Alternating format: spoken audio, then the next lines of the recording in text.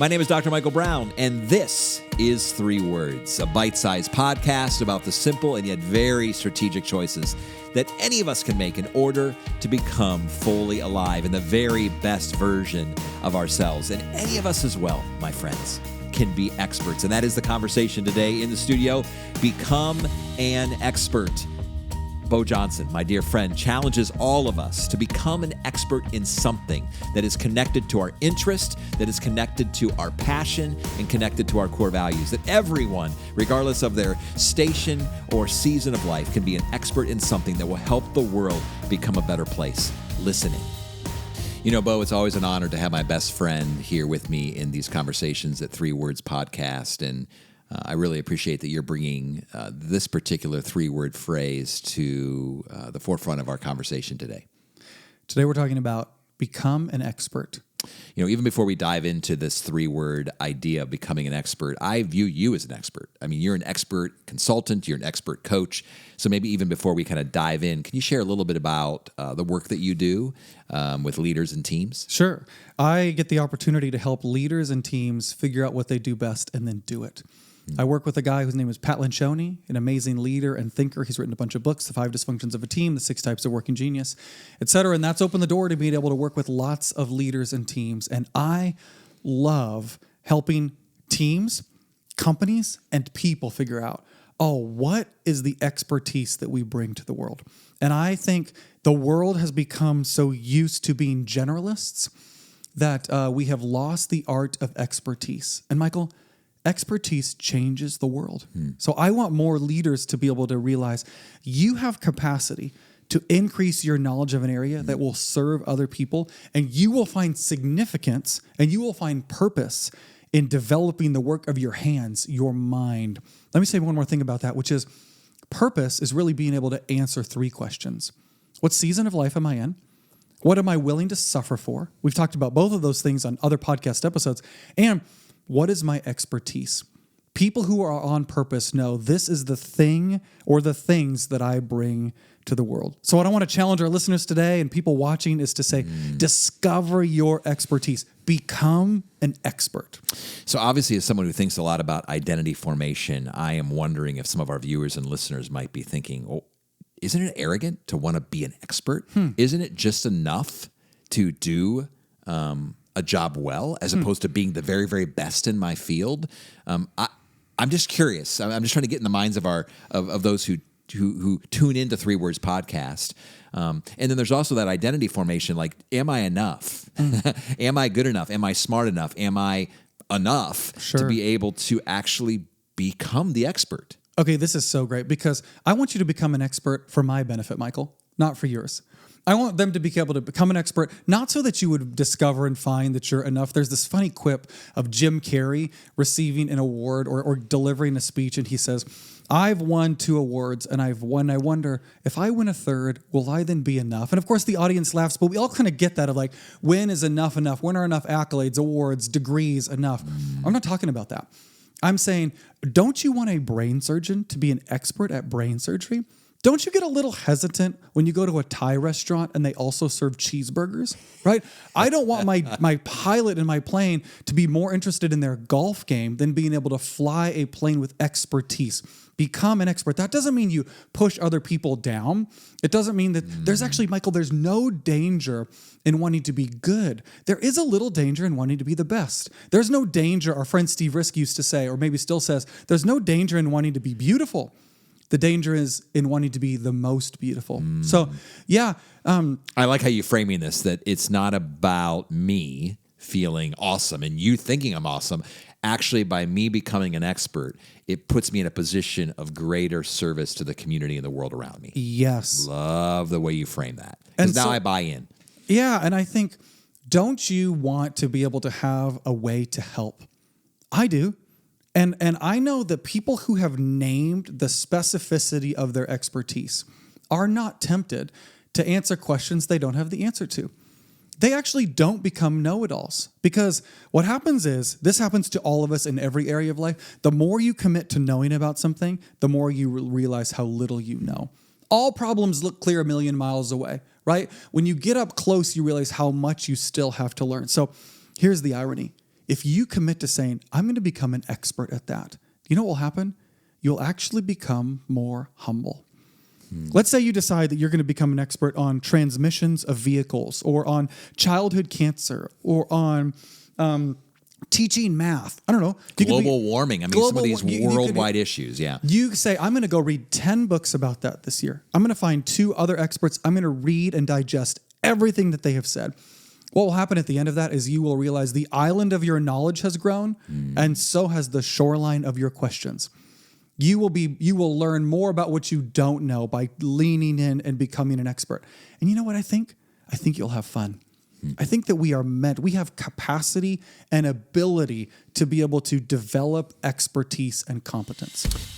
I'm going to hit pause right now in my conversation with Beau. I presume you have a friend or a family member who is really wanting to become a better version of themselves, wanting to become an expert in something. Would you share this video with them? Would you share this podcast with them? And hopefully encourage them to pursue their passion. Now back to the conversation. And I would also imagine you talk so much, my friend, about core values. And you talk about connecting passion to core values. I would also presume, and I would love to hear you comment on this, do we also need to connect that which we pursue to become experts in to our core values as well? Probably. I think that the way I would start, and it depends on how old you are when you're listening to this, but if you are under 40 years old, I would probably say, start with what's interesting to you. And I think that interest usually starts at a pretty specific point. You know, when we were kids, we liked dinosaurs or baseball cards. And then learning more and more about that actually led to broad exposure. It led to us getting lots of opportunities at lots of different things. I learned in my 20s that I really wanted to be a good public speaker. And so a mentor said, if you want to speak, speak. Go get as many reps as you can. So I spoke at sorority meetings, Michael. I spoke at churches. I spoke at schools. I got every opportunity I could. It led to this broad exposure where I was learning things about myself and specifying where I wanted to be able to go communicate. Does that make sense? It does. And then I think what happens is as we get older, our passion and our interests or our expertise actually then do collide. So what if you're sitting here and listening and going, well, I don't even know where to begin. How do I know? And you're giving some hints here, but I want to be an expert. But where do I begin? Okay, so this is a really fun conversation. Go ahead, begin. That's what I would say. Find something. Start reading anything. Find somebody who's interesting to you and just watch all of their videos on YouTube. Listen to all of their podcast episodes. Remember a book that you liked before. Pick it up again. Or a really good clue is to think about yourself before you went to college. Think about your 16, 17-year-old self or your 12-year-old self and say, what was interesting to me then? There's an author who's written over 50 books. And he looked back on his life and he's like, he writes nonfiction. So he writes about real things that have happened. He said, 90% of the books that I've written are about things that interested me before I was 18. Isn't that interesting? So there are clues about our expertise often from our first season of life. So I would go back to that and say, what was interesting to me then? And maybe it could still be interesting to me now. But then I'm also imagining to become an expert, it requires hard work. In fact, you're talking a lot about the intellectual dimension of life. We talk in a 3 Words podcast and D&B coaching a lot about the 12 dimensions of a person's life. Yeah. And oftentimes we're finding that in our current contemporary culture, the intellectual dimension is really shallow. We're consuming so much information and learning very little. Yeah. We're not becoming experts. And again, there's a place for being a generalist, but to be an expert, you talked about brain surgeons, transmission experts, global warming. You're going to have to put in the work. You mentioned reading a book. I was seeing recently, and I can't quote exactly where I saw this, but very few people post-college, particularly men, ever read a book again.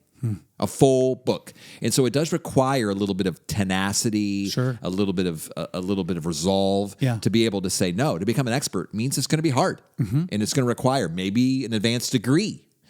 For sure reading, for sure listening, for sure seeking out mentors. But man, in a day and age where it seems like we do the bare minimum and that we live kind of in this, I'm just coasting and I'm just kind of going with the flow, we're never going to become experts. No, we will never coast to becoming an expert. So I think the specificity of interest and then just pay attention to that and watch yourself what lights you up as you begin to learn about it, and then be judgment-free for yourself about that, because your interest might be different than somebody else's. And I'd love to tell you a story about that. Do we have time for a story? Oh, yeah, absolutely. So everybody has heard of Wilbur and Orville Wright. They were the brothers from Dayton, Ohio, who were the first people to fly. And when they had this dream of flying and interest in flying at a young age, they had talked about flying. They wrote letters to the Smithsonian to try to get all the research that they could. And everybody laughed at them. That will never happen. The Washington Post that year said, it is a fact that man will never fly. And Wilbur and Orville were just so interested in it. And so they ran this bicycle shop, and they would experiment with fabrics. They built wind tunnels. In the winters, they would go to North Carolina and try flying machines. They did that for years and years and years. And then one day, they did it. They flew their plane over 100 feet at Kitty Hawk in North Carolina, and nobody noticed. There was nobody who was there to rush and applaud them. There was the United States Air Force. There was no such thing as an Air Force. The Army had no interest in them. So they actually took their invention overseas. And they went to France, where they kept tinkering and trying and flying. And every day they would go and fly their airplane. Well, eventually somebody took a video of this, and that made it back home, and pictures made it back home. And everybody's like, oh my goodness, these boys from Dayton, Ohio, they are the biggest, most famous thing that's ever happened here. So years later, they go back to Dayton, Ohio. And there's going to be a day of celebrating them. And their whole day is blocked. They've got breakfast with the mayor. They've got a parade. At one point, there's going to have every bell in all the churches and steeples are all going to ring in their honor. There's fireworks. There's speeches. And so a journalist follows them along on this day. And imagine this day, Michael, where they have finally been seen. They're finally being recognized for their accomplishments. And do you know what the Wright brothers did? In between all of these little moments, they were back in their shop.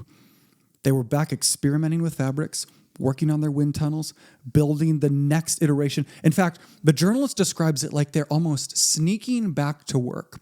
This is what I see people who have really discovered their expertise do, is they are back in the shop. They know that there is still more that they can give. There are more depths of knowledge to plumb. The world needs the expertise that they have, and they're not satisfied with what they've accomplished. They see that there is more than they have to give. So I just think about that picture all the time. What does it look like for me to get back in the shop? What a powerful, powerful picture. Beau Johnson, fantastic storyteller, obviously bringing to life this idea of becoming an expert. I'm thinking about, what is the next thing I want to become an expert in? I want to be like the Wright brothers, and I'm guessing our listeners and viewers are as well. Hopefully they've been inspired as I am. And again, always a pleasure having you here at 3 Words Podcast. Thanks.